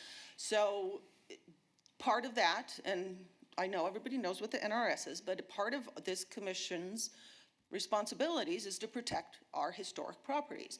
So if there's we can do a plan that says X amount of money should be designated towards documentaries, X amount of money should be designated towards historic properties, and X amount of money should be designated towards events. That could possibly also give the commission more guidelines of which grants you want to approve and which that you don't think meet the threshold. Obviously, that's a little bit off topic, I know that, but that would be something that we could look at as far as that we say, okay, let's give $1 million to, and that's just a number, that's not written in stone anywhere, $1 million for our historic properties, city-owned historic properties. That's the budget we have, and we would work within that, and the budget for whatever other projects that the commission wants to do.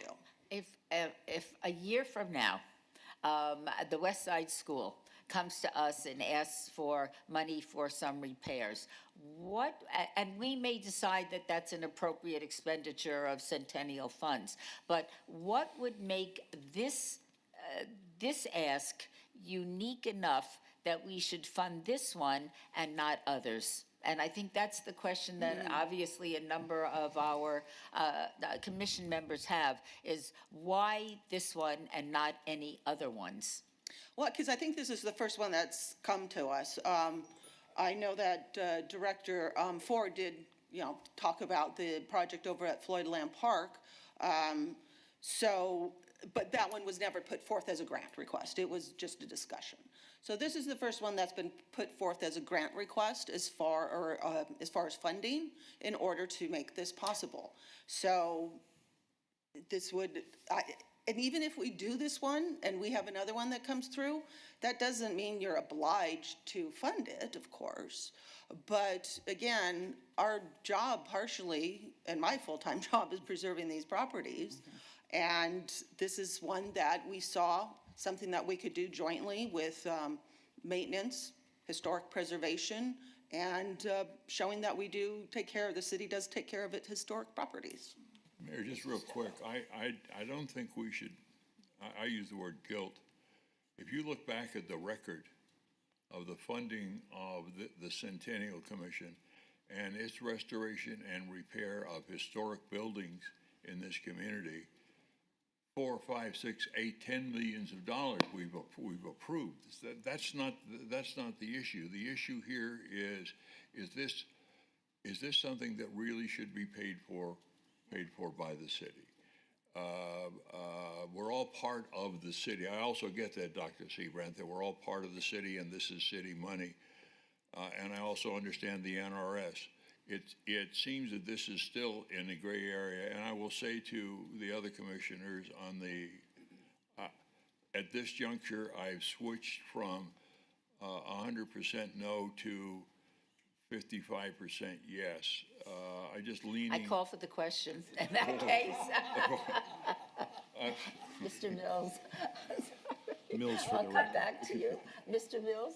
Mills for the record. I've been on this commission for more than 3 years, and this gentleman said that this has already been, the can has been kicked down the road for 3 years now. Are we the last resort? Have you gone to other places looking for funding for this, and now you're coming to us because you had no joy doing it anywhere else? No, not necessarily. We were asked to do this at one point, and then they said the funding wasn't there, so then I have been asked again by the safety committee to try and get this going again, so I got updated quotes, and then this was one of the possibilities for funding this project. Yes, Louise, I'm sorry. This is Louise Helton for the record, and I've been a contractor having my guys work on a lot of roofs, and usually the type of safety bars that we're using are temporary, that are rented, and so it's not something that you always have structurally attached to the building. Is that what you've been doing in this ensuing period of time, or? No, they don't put up temporary railings. They go up there and they tie off is how they're having to get up there. Mr. Brandon, did you have a question, Mr. Brandenburg? I can't hear you. Brandenburg for the record. I share some of the concerns about precedent that have been expressed, and I would feel more comfortable if we had a better understanding of what other avenues you didn't explore and could explore before we are the resort of last source for this project. Mayor, Jeff Dorkak, City Attorney. Yes. The only other note for you, maybe to add to the discussion, whether you want to call the question or possibly hold it for 2 months, is with our upcoming item on the officer elections. I know you and Dr. Seabrant had discussed expanding our briefing that you get to the additional officers. So for our September meeting, if we hold this item in abeyance, that might give that larger group of you and the officers a chance to get a better briefing, although we've gone pretty deep into the item here. But you know, you'll get that briefing that maybe some of the members would want to get, and then you come back in September. Let me ask you something. I'm optimistic that ultimately the Centennial Commission will fund this, but I couldn't say this with certainty. Can you wait 2 more months before this comes back and we can obey it for 2 months, have a more in-depth conversation, and see if we will come back and explore this agenda item again? Can you go another 2 months? Yes. Okay, yes. I'd Mr. Arnold. like to make a motion. We hold this until our next meeting, and with Attorney Dorkak's suggestion, maybe there is a smaller group that can get a briefing and we can kind of work through this, because I'm still, if the vote is asked today in favor, I'm a no. I'm not there yet. So my motion is to hold. All right. I'll second that motion. Thank you so much. All those in favor of obeying this item till the next meeting, please say aye. Aye. Any opposed? Motion passes. Excuse me, and that would be the September 28th meeting. All right, thank you so much. Thank you. We're now going to go to agenda item 11.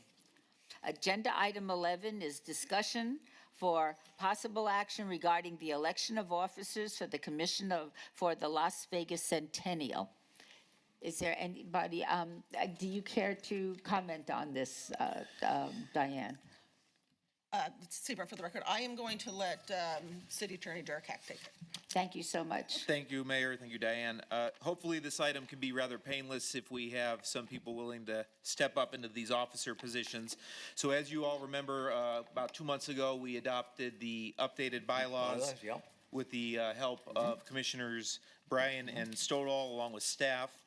One of the significant changes in the bylaw change was that the 4 of the 5 officer positions would be people on the board. So the president already is one of your board members. That's Mayor Berkeley, and effectively her 4-year officer term runs with her 4 years in her first of 3 terms as mayor. I'll be 90 years old if I do 3 terms. We do need members from the commission to volunteer or be nominated to be the vice president. Say that again. I'm sorry. We need members of the commission to volunteer or be nominated to be the vice president. The vice president effectively serves as the fill-in if the president cannot run the meeting. We need someone to serve as the treasurer and someone to serve as the secretary. The positions are outlined in terms of the official portfolio in the bylaws, but in general, the positions are what we all traditionally know of the secretary and treasurer. And I think Mr. Stolal and Brian can correct me, but what we saw from the change would be that the president, vice president, treasurer, and secretary, these would be amongst you.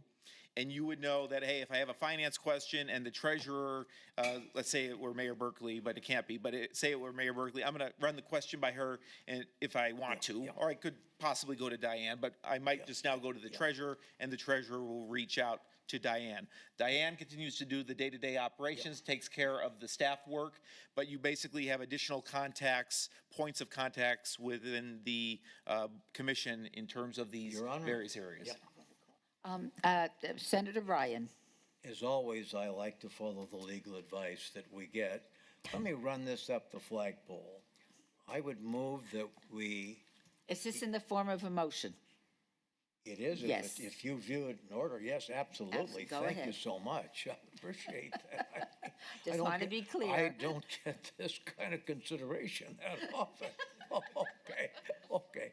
That Bob Stovall be a vice president, that Ryan Arnold be the treasurer, and you, the secretary. I think that does what we need to do. There may be discussion, objection, but I so move. Okay, so this is, okay, so there is a motion on the floor that the president, by virtue of the fact that I'm mayor, will be the president, vice president, Mr. Stodall, treasurer, Mr. Arnold, and secretary will be you. Is that not YOU? That's exactly what I'm, yes. You. Just you. I'd like to amend that motion and to amend it to say that Senator Bryan, according to our bylaws, we can have one or more vice presidents, one or more assistant vice presidents, one or more assistant secretaries, one or more assistant treasurers. I don't think we need those, but I think that I would I would like to amend the motion of Senator Bryan and nominate him as an additional vice president. A commissioner of vice? Is that what I'm understanding you saying? No. Congratulations. Is there any discussion on the motion that is before us now? Did you want to say something?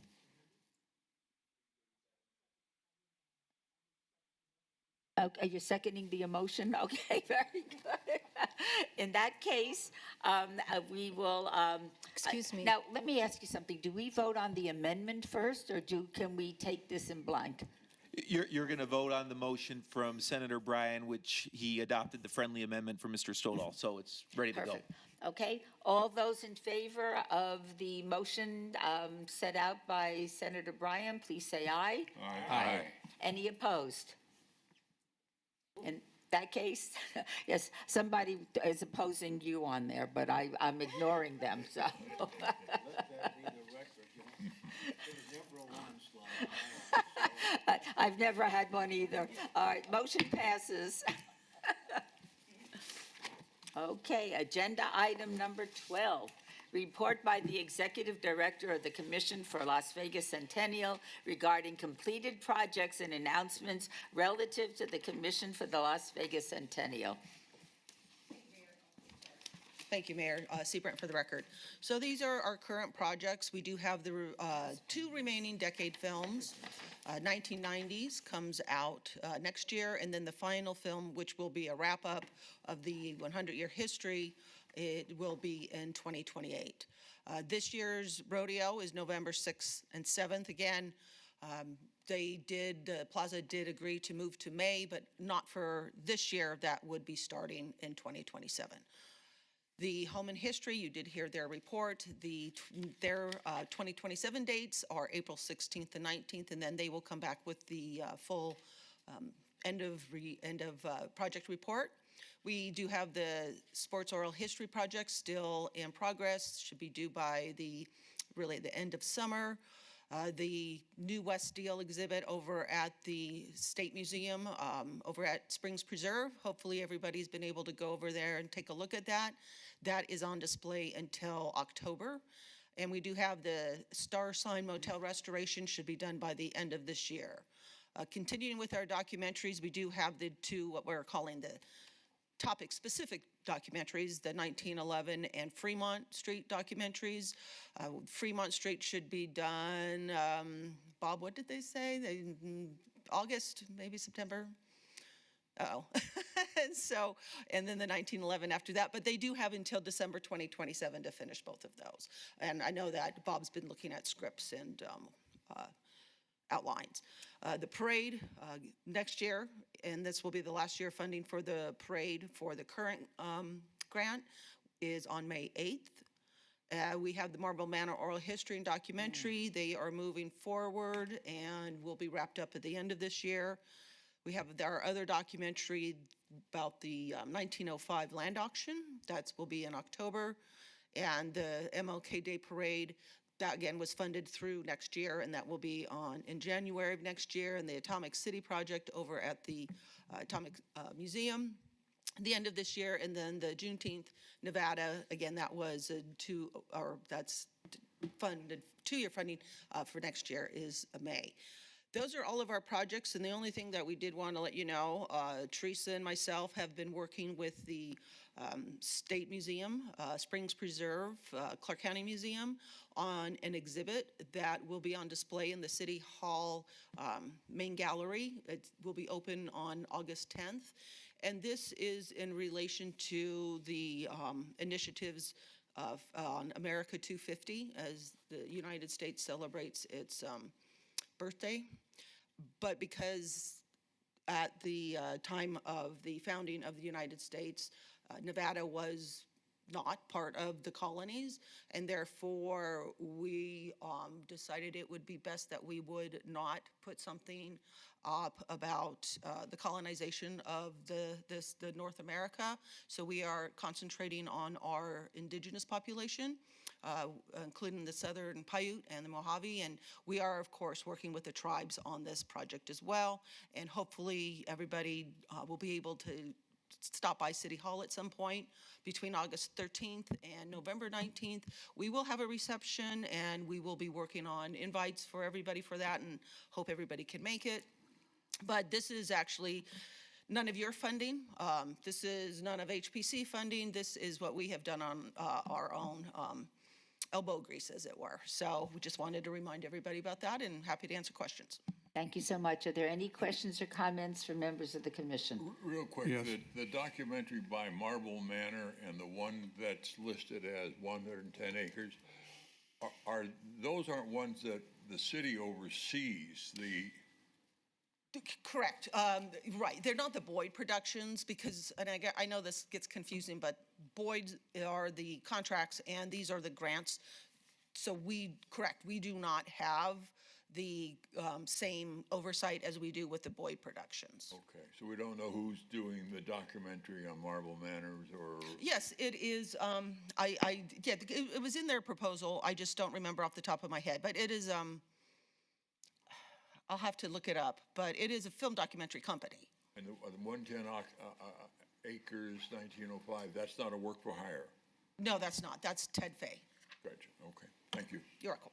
Any other questions or comments? Yes, Mr. Coffin. Thank you, Mayor. I thank you very much for doing something for the Native Americans. It's been overdue, and so I'm very happy to see this presentation that we are participating in. But I want to say that none of this would be here if it wasn't for the fact that this valley has been settled for thousands of years. Yet we never really spend any time or resources educating people about it. Now, these sorts of things are a great start, but they can be incorporated into a film. And I believe we should really get into the idea that this valley is thousands and thousands of years old as populated. And when the LDS came through in 1851 or 50, something like that. That was, they had something here. I mean, they were here. And I just feel like we should start to talk about the people who really settled this area. Some came, some went, but they never really totally left. Any other questions? In that case, Diane, thank you so much for the report. Agenda item number 12, oh, no, that was it. Agenda item number 13, discussion regarding topics for future agenda items. Comments made during this portion of the agenda by individual members shall refer solely to proposals for future agenda items, and any discussion shall be limited to whether or not such proposed items are within the purview of the commission and or whether such proposed items shall be placed on a future agenda. No discussion regarding the substance of any proposed topic shall occur, and no action shall be taken. Is there anybody that wishes to speak under this agenda item? Yes, Louise. This is Louise Helton for the record. I just wanted to again humbly ask for a strategic planning session. Thank you. Yes, you. I think most of us are aware that for the record, Hugh Sinnock, I think most of you are aware that the Nevada State Memorial, Veterans Memorial, has been relocated. It was in front of Grant Sawyer. It's now out at the Thunderbird Family Sports Complex on North Durango. The statues are standing there now. If you haven't seen it where it was here before, it's 18 7.5-foot bronze statues commemorating every conflict this country's been in, from the Revolutionary War to the global war on terrorism. It's an awesome display, and they're doing a beautiful job out there. But the city has been spearheading this effort, along with the Mayor's Fund and Councilwoman Polinsky, I think is her name. But they need some money. They're short. I can't think of a greater way to honor our veterans. And I'm a Vietnam vet. There are others here that are similar, but not only to honor the vets, but also to help a lot of our younger people have no idea what people have sacrificed to give us the life that we have. So I hope it's something we consider. We've done statues, we've done commemorative things. So I think this would certainly fall under the realm of what our bylaws call for. So it's something to consider, and I'm hoping somebody steps forward in September with a request. Thank you very much. We need about $7 million to, it's not an insignificant sum of money. Not only, obviously, the statues have been relocated, but we would like to see an entire, it's in the park, but it would be a memorial pavilion for all the people in Las Vegas that have served our country and have made such extraordinary sacrifices on behalf of all of us. The potential for this memorial pavilion is extraordinary, and I am hoping that we will be able to raise the funds in order to make this a reality. And I do agree that it will be a wonderful place for people to come, bring their kids, and learn more about not only this nation's sacrifices over the many decades and centuries, but how Nevada and Southern Nevada, the people of Southern Nevada, were impacted by these wars. And Mr. Arnold, did you wish to speak? Thank you, Mayor. Diane, I don't recall where we're at, if we're done with, is it Jeff that was doing all our compiling of all the grants and whatnot with the website? Saber for the record. Yes, Jeff Carlson. That work has been completed. Okay. So it occurred to me when we had two great videos today, one from El Dorado and one from Nevada Preservation Foundation. And maybe this is beyond our task, and with, is it Miss Delaney? She's left us, but maybe this is something that we can revisit at a meeting. Is there a way that we can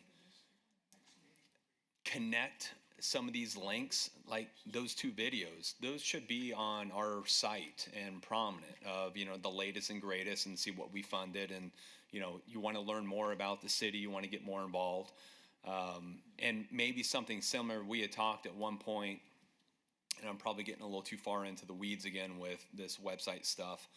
But now that we have a new director in that position, maybe we can have this discussion once again. But when you go there, it's way better than it was.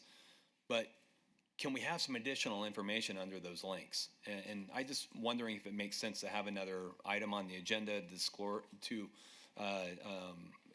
review those thoughts again, or maybe this is a separate agenda item that's on this new, subcommittee or executive committee meeting, and we decide if it makes sense to elevate to this board.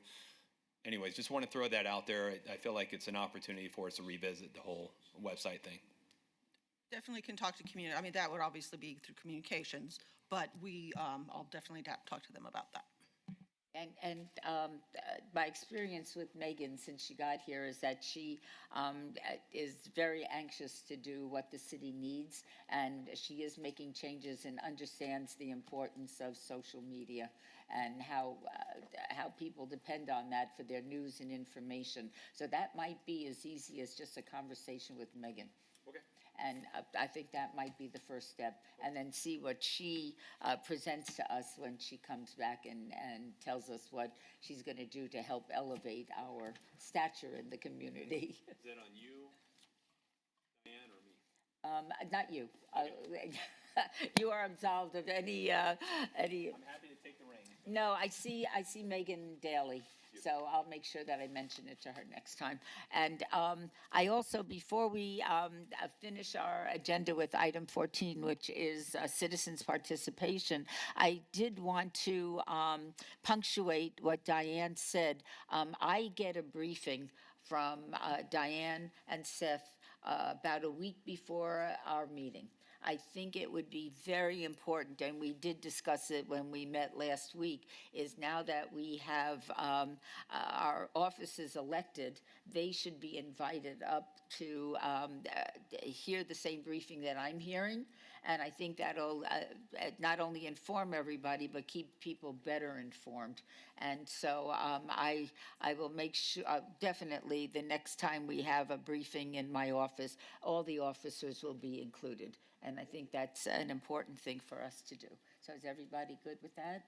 Okay, wonderful. Agenda item 14, citizen participation. Public comment during this portion of the agenda must be limited to matters within the jurisdiction of the commission. No subject may be acted upon by the commission unless that subject is on the agenda and scheduled for action. If you wish to be heard, please come forward, give your name for the record. The amount of discussion on any single item will be limited to 2 minutes. Is there anybody wishing to speak under this agenda item? Seeing no one, I will adjourn this meeting of our Centennial Commission.